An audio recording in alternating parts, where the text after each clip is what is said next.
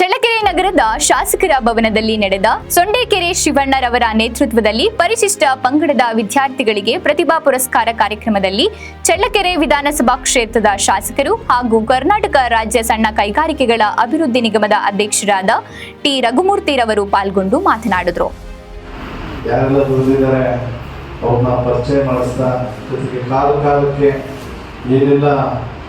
ಅವಶ್ಯಕತೆ ಇದೆ ನಾಗರಿಕ ಸಮಾಜಕ್ಕೆ ಅಂತ ಹೇಳಿ ಪತ್ರಿಕೆಯಲ್ಲಿ ವಿಷಯಗಳನ್ನು ಪ್ರಸ್ತಾಪ ಮಾಡ್ತಾ ವಿಶೇಷವಾಗಿ ತಮ್ಮದೇ ಆದ ಒಂದು ಸ್ವಾಭಿಮಾನದಿಂದ ಪತ್ರಿಕೆಗಳು ಬಹಳಷ್ಟು ಇರ್ತವೆ, ನಡೆಸೋದು ಬಹಳಷ್ಟು ಕಷ್ಟ, ಆದ್ರೂ ಬಹಳಷ್ಟು ಪರಿಶ್ರಮದಿಂದ ಪತ್ರಿಕೆಯನ್ನು ನಡೆಸ್ತಾ ಇಂಥ ಒಂದು ಸಮಾಜಮುಖಿ ಕೆಲಸಗಳನ್ನು ಅವರು ಮಾಡ್ತಾ ಇದ್ದಾರೆ.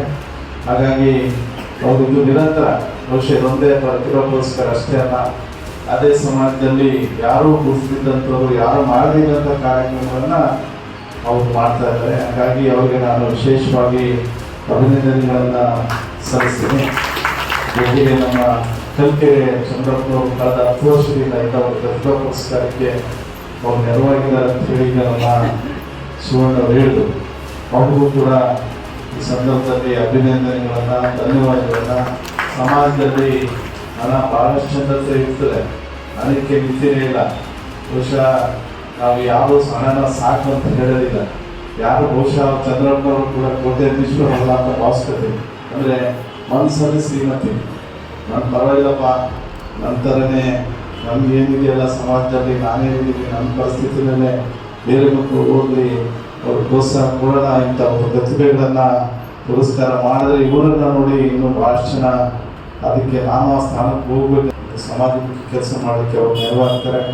ಅವರು ಇಂಥವ್ರು ಚಂದ್ರಪ್ಪನಂಥವ್ರು ಭಾಳಷ್ಟು ಜನ ಬರಬೇಕು ಸಮಾಜಕ್ಕೆ, ಬರೀ ಸರ್ಕಾರನೇ ಜನಪ್ರತಿನಿಧಿಗಳೆಲ್ಲ ಮಾಡ್ತಾರಂತಲ್ಲ, ಎಲ್ಲರೂ ಸೇರಿದಾಗ ಒಂದು ಸಮಾಜ ಸೇವೆ ಆ ಥರದ ಒಂದು ಕಾರ್ಯಕ್ರಮ ನಡೆದಿದೆ.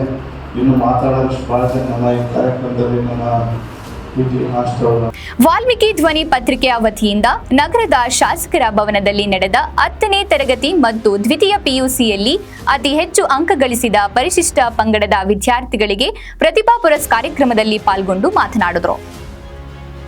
ಈ ಸಂದರ್ಭದಲ್ಲಿ ವಾಲ್ಮೀಕಿ ಧ್ವನಿ ಪತ್ರಿಕೆಯ ಸಂಪಾದಕರಾದ ಸೊಂಡೇಕೆರೆ ಶಿವಣ್ಣ, ಹಿರಿಯ ಮುಖಂಡರಾದ ಟಿ ಪ್ರಭುದೇವ್, ಪಿ ತಿಪ್ಪೇಸ್ವಾಮಿ, ಭೂತಪ್ಪ, ಮೂಡಲಗಿರಿಯಪ್ಪ, ಮುಖಂಡರುಗಳಾದ ಸಿಟಿ ಶ್ರೀನಿವಾಸ್, ಕೃಷ್ಣಮೂರ್ತಿ, ಪ್ರಹ್ಲಾದ್, ರಾಜಣ್ಣ, ರುದ್ರೇಶ್, ನಾಗರಾಜ್, ಮುಖಂಡರು, ಕಾರ್ಯಕರ್ತರು ಹಾಗೂ ಸಾರ್ವಜನಿಕರು ಮತ್ತು ಸಮುದಾಯದವರು ಉಪಸ್ಥಿತರಿದ್ದರು.